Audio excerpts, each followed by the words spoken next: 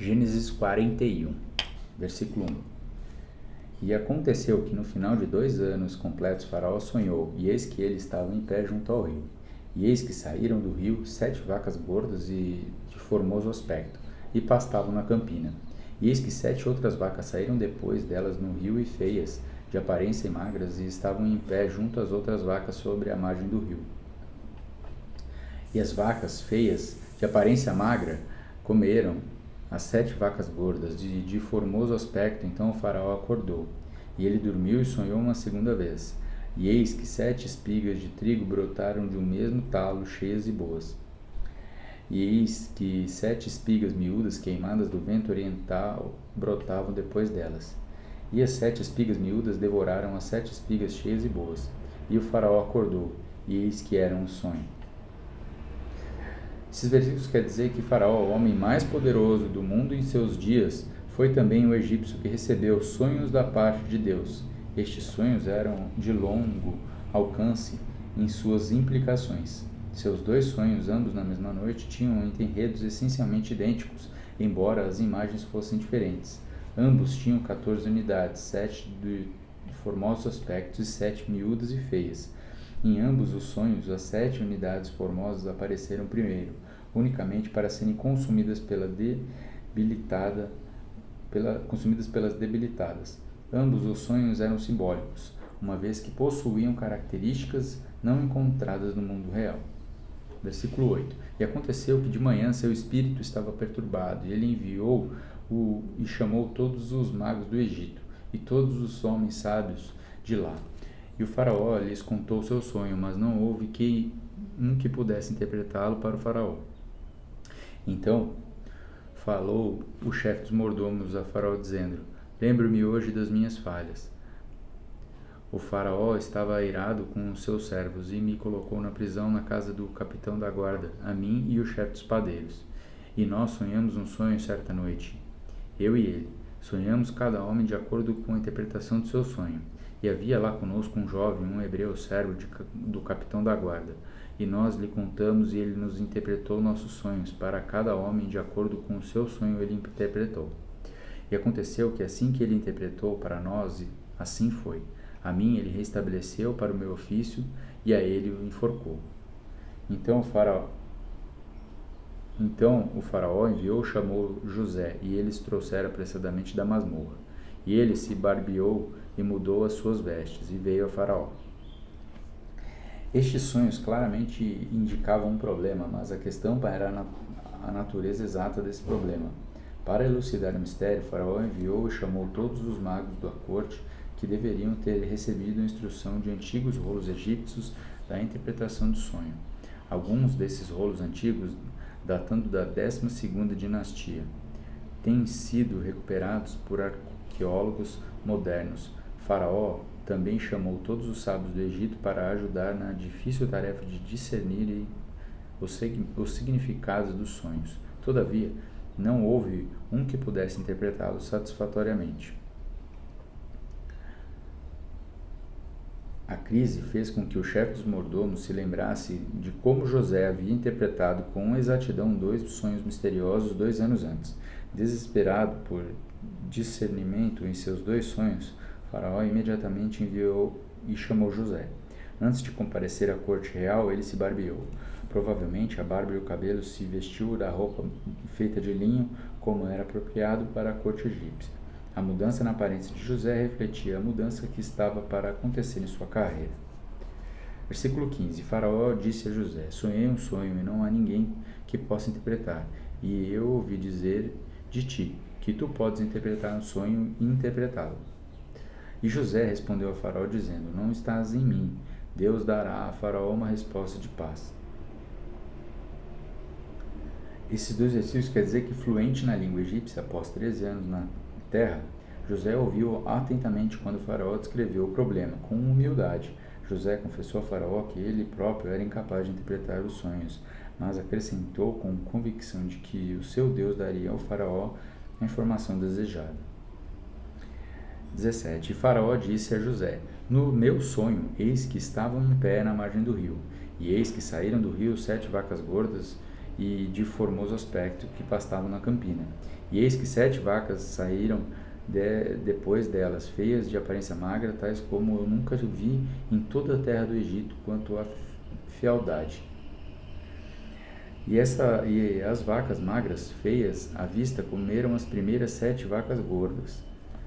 E quando as haviam comido, não se podia saber que as haviam comido, mas ainda eram feias à vista, como no início. Então eu acordei, e eu vi no meu sonho, e eis que 7 espigas brotaram de um talo cheias e boas, e eis que 7 espigas secas, miúdas e queimadas do vento oriental brotaram depois delas, e as espigas miúdas devoraram as 7 espigas boas, e eu contei isso aos magos, mas não houve ninguém que pudesse interpretá-lo para mim. Esses versículos quer dizer que ao faraó repetir o seu relato dos sonhos, ele acrescentou que as vacas feias ainda pareciam debilitadas depois de comer as vacas belas. Versículo 25. E José disse a Faraó: o sonho de Faraó é Deus mostrou a Faraó o que ele está para fazer. As 7 vacas boas são 7 anos, e as 7 espigas boas são 7 anos. O sonho é E as 7 vacas magras e feias à vista que saíram depois delas são 7 anos, e as 7 espigas vazias queimadas do vento oriental são 7 anos de fome.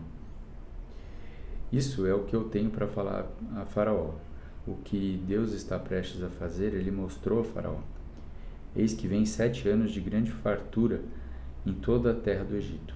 E depois deles surgirão 7 anos de fome, e toda a fartura será esquecida na terra do Egito, e a fome consumirá a terra. E a fartura não será reconhecida na terra por causa da fome que se seguirá, pois esta será muito grave. E por isso o sonho foi repetido a Faraó 2 vezes. É porque a coisa está estabelecida por Deus, e Deus em breve a fará acontecer. Esses versículos querem dizer que José prefaciou suas interpretações com 3 observações importantes. Primeiro, Faraó, na verdade, teve um único sonho. Embora ele tivesse vindo 2 vezes usando símbolos diferentes, segundo a fonte dos sonhos, era o único Deus verdadeiro, o Deus. Terceiro, ele revelava aquilo que Deus estava prestes a fazer. Versículo 33. Agora faça Faraó encontrar um homem prudente e sábio, e o coloque sobre a terra do Egito. Que o Faraó o faça que ele nomeie oficiais sobre a terra, e que recolham 1/5 parte da terra do Egito nos 7 anos de fartura, e ajunte eles todo o alimento desses bons anos que vêm, e amontoem trigo sob a mão de Faraó, que guardem alimento nas cidades.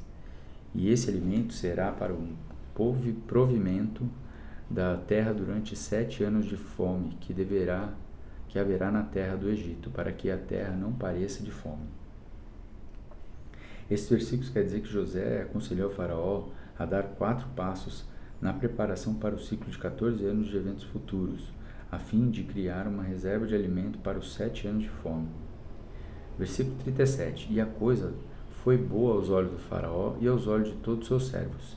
E o Faraó disse aos seus servos: acharemos alguém como este, um homem em que está o Espírito de Deus? E Faraó disse a José: visto que Deus te mostrou tudo isso, não há ninguém tão prudente e sábio como tu és. Tu estarás sobre a minha casa, de acordo com a tua palavra. Todo o meu povo será governado somente no trono. Eu serei maior do que tu. E Faraó disse a José: vê, coloquei-te sobre toda a terra do Egito. E Faraó tomou seu anel da sua mão e o colocou sobre a mão de José, e o vestiu como vestes de linho fino, e colocou um colar de ouro em volta do seu pescoço. E o fez subir na segunda carruagem que ele tinha, e clamavam adiante dele: ajoelhai, e ele o fez governador sobre toda a terra do Egito. E Faraó chamou o nome de José Zafenate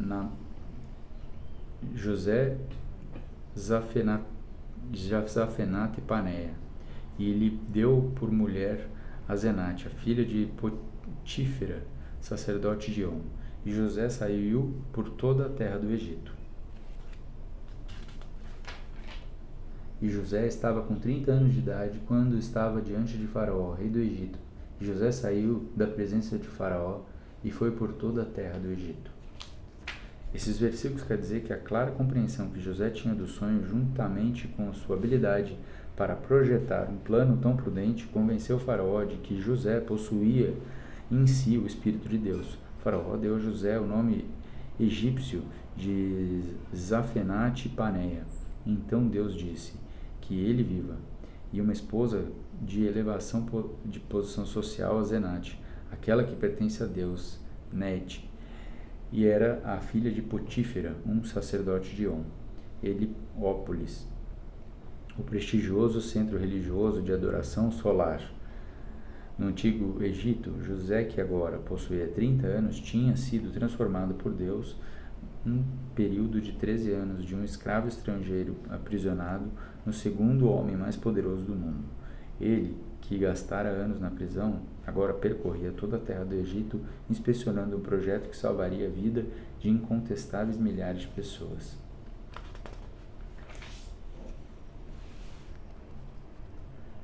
E 47. E nos 7 anos de fartura a terra produziu aos montões. E ele ajuntou todo o alimento dos 7 anos que haviam na terra do Egito, e armazenou os alimentos nas cidades. O alimento do campo que estava ao redor de cada cidade, ele armazenou da mesma forma. E José ajuntou trigo como a areia do mar, muitíssimo, até ele perder a conta, pois era sem número. E a José nasceram 2 filhos, antes de vierem aos anos da fome, que a Zenate, a filha de Potífera, sacerdote de On, lhe deu. E José chamou o nome do primeiro Manassés, pois Deus disse a ele: me fez esquecer todo o meu labor e toda a casa do meu pai. E o nome do segundo chamou Efraim, pois Deus me fez ser frutífero na terra da minha aflição. Esses versículos querem dizer que, além da bênção de Deus nas colheitas, o Eterno abençoou a vida pessoal de José com 2 filhos. O nome de Manassés refletia o fato de Deus o ajudar a esquecer o seu labor no Egito e na casa de seu pai, com todo aquele contexto sórdido de estupro, homicídio, incesto, engano e traição. O nome Efraim confessava que Deus tinha feito José frutífero em uma terra onde outrora ele fora tratado como um criminoso menosprezado. Versículo 53. E os 7 anos de fartura que houve na terra do Egito terminaram, e os 7 anos de escassez começaram. De acordo com o que José havia dito, a escassez estava em todas as terras, mas em toda a terra do Egito havia pão. E quando toda a terra do Egito teve fome, o povo clamou ao Faraó por pão. O Faraó disse a todos os egípcios: ide a José, o que eles lhes disser fazei. E a fome estava sobre toda a face da terra. E José abriu todos os depósitos e vendeu os egípcios, e a fome aumentou muito na terra do Egito. E todas as regiões vinham ao Egito e a José para comprar trigo, porque a fome era tão grande em todas as terras. Esses últimos versículos quer dizer que, como José, orientado pela revelação de Deus, tinha predito após 7 anos de fartura, a fome chegou em todas as terras, mesmo além das fronteiras do Egito. Faraó orientou as pessoas para dirigir José, e este começou a vender trigo aos egípcios para preservar a vida dos seus adotados compatriotas. Todavia, conforme as outras nações ficaram sabendo do estoque de alimento no Egito, todas as regiões afetadas no mundo também vinham a José. Como iria acontecer por milhares de anos depois dessa ocasião, o Egito mostrou que era o celeiro do mundo mediterrâneo.